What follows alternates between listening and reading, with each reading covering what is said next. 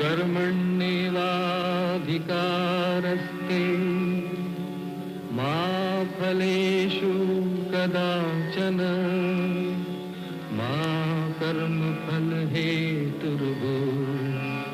मा ते संगोऽस्तविकर्मणि।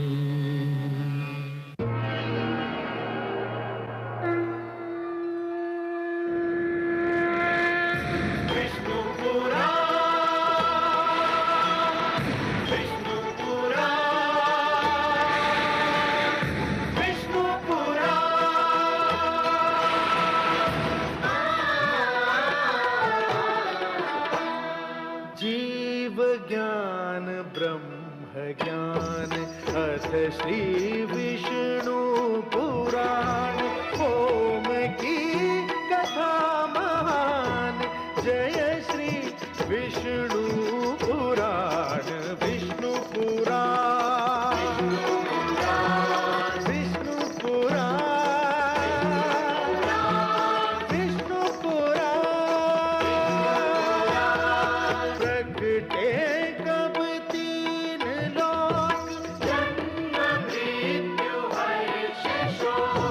पृथ्वी जल वायु गगन प्रकृति कब ज्योत अगन।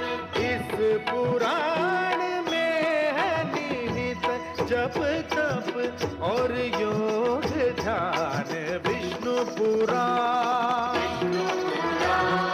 विष्णु पुराण विष्णु पुराण।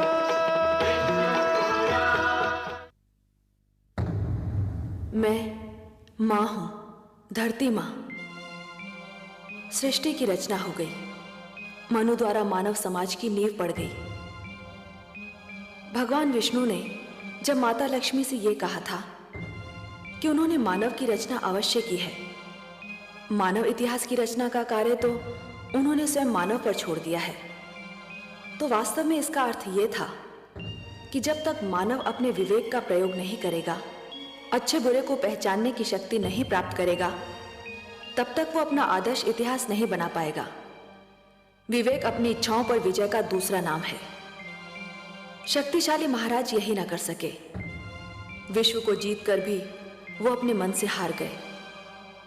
सुरुचि पर मोहित होकर वो अपना कर्तव्य भूल गए और महारानी सुनीति से अन्याय कर बैठे। उनकी इस भूल का क्या परिणाम होगा, ये सोचकर मैं स्वयं भयभीत हूं।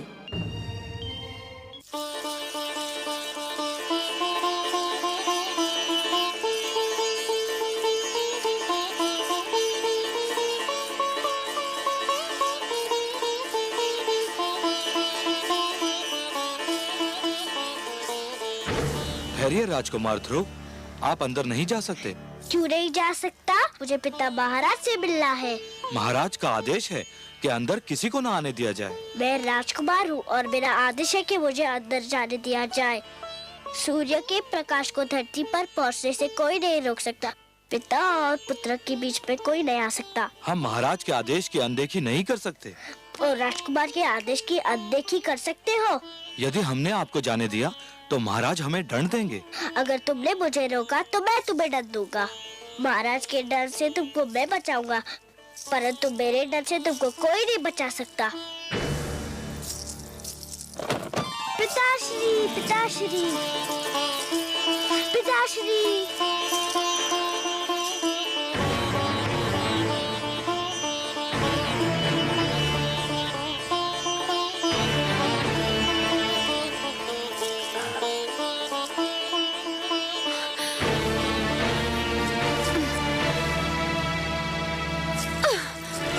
पिताश्री,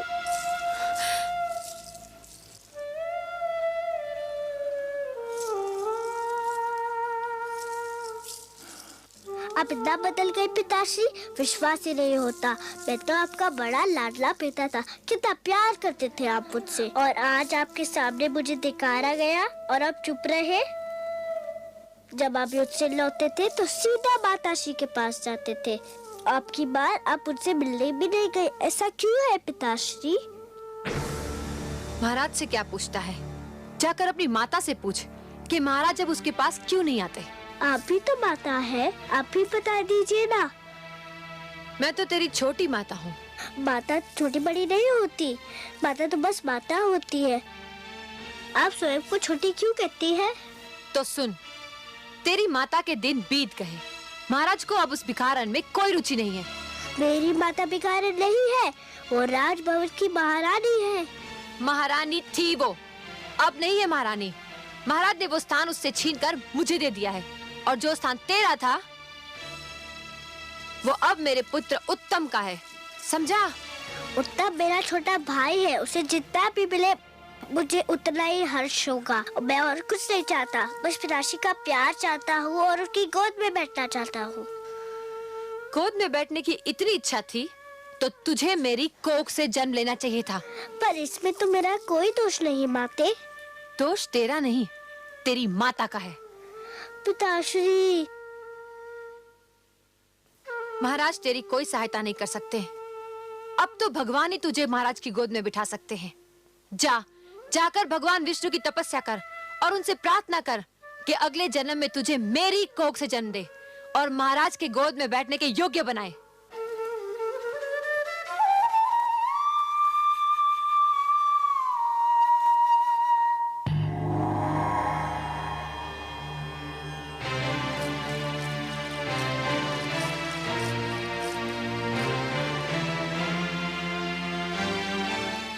आंखें खोलिए परम श्रेष्ठ। देखिए कितना अन्याय हो रहा है। सुरुचि ने कितनी निर्ममता से उस नन्हे से बालक का हृदय तोड़ दिया।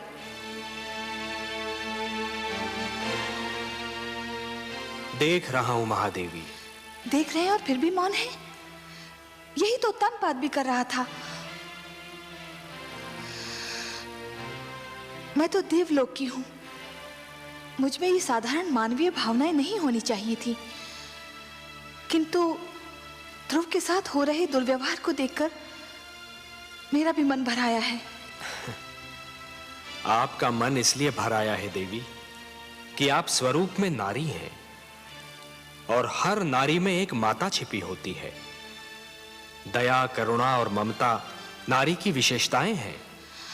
नारी तो सुरुचि भी है त्रिलोकीनाथ, किंतु विश्वास नहीं होता कि इतनी सुंदर नारी का मन इतना कठोर भी हो सकता है।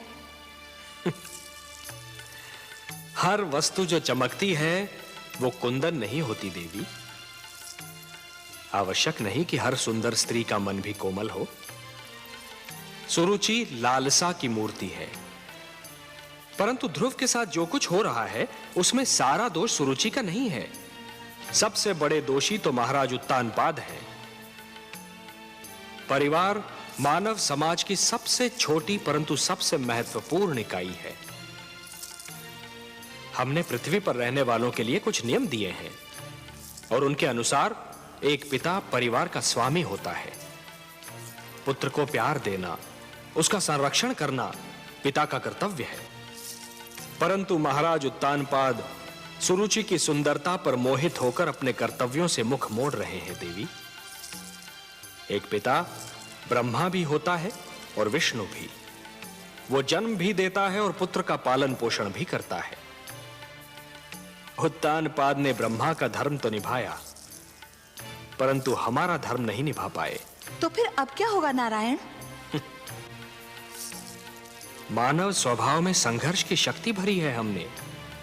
ध्रुव को भी हमने इसी शक्ति से संपन्न किया है देवी। किंतु हे सर्वश्रेष्ठ, ध्रुव तो अभी बहुत छोटा है। उसमें संघर्ष शक्ति हो भी तो वो उसका प्रयोग कैसे करेगा? देवी, संघर्ष का संबंध आयु से नहीं, इच्छा शक्ति और मन की लगन से होता है। भड़कती हुई ज्वाला पहले छोटी सी चिंगारी ही होती है। ध्रुव भी एक छोटी सी चिंगारी के समान है। यदि उसे भड़कती ज्वाला बनना है तो उसे स्वयं की शक्ति को पहचानना होगा। आप स्वामी हैं, विश्वेश्वर हैं। आप जो कहते हैं उसका भेद भी केवल आप ही जानते हैं।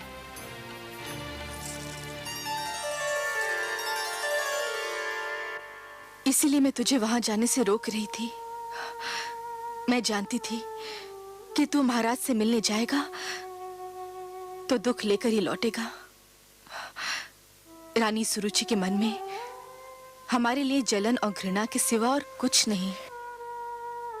छोटी माँ ने जो किया मुझे इसका दुख नहीं है माँ। दुख तो इस बात का है कि पिताश्री भी बस चुप रहे। उन्होंने छोटी माँ को रोका तक नहीं। वो केवल मुझे भूल गए होते तो मुझे इतना दुख नहीं होता।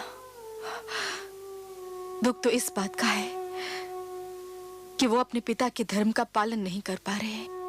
पिता और पुत्र के बीच में आने वाली वो कौन होती है? आप तो कहती थी कि पिता के प्रेम पर पुत्र का जन्म सिद्ध अधिकार होता है।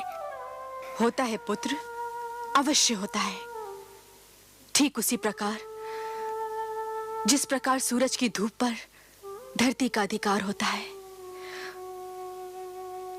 किंतु कभी कभी काली घटा यूं सूरज की धूप और धरती के बीच आ जाती है, जिससे सूरज की धूप धरती तक नहीं पहुंच पाती। रानी सुरुचि भी वो काली घटा है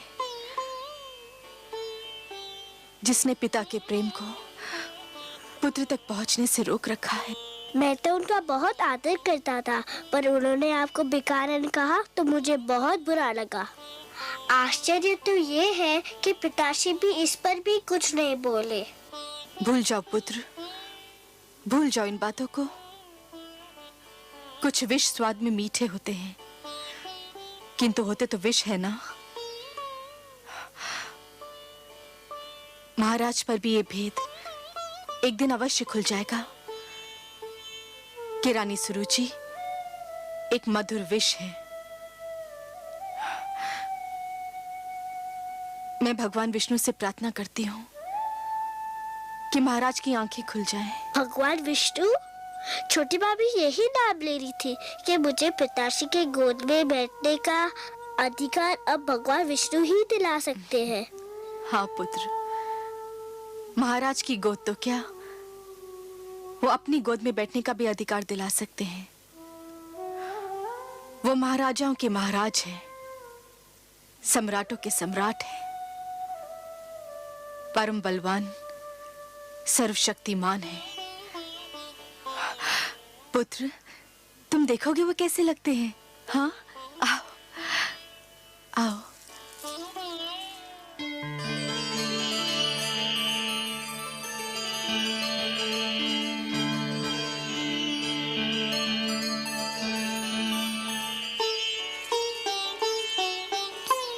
प्रणाम करो बेटा। ये है हमारे विष्णु भगवान, लक्ष्मीपति नारायण, जिनकी मैं नित दिन पूजा करती हूँ। मैं भगवान विष्णु के पास जाऊँ कब आते? चले जाना पुत्र, अभी तुम छोटे हो। बड़े हो जाने के बाद अवश्य चले जाना उनके पास, वो सब ठीक कर देंगे। रात्रि हो गई है, चलो चल के सो जाते हैं। सब विष्णु भगवान पे छोड़ दो, वो सब ठीक कर देंगे। चलें? चलो।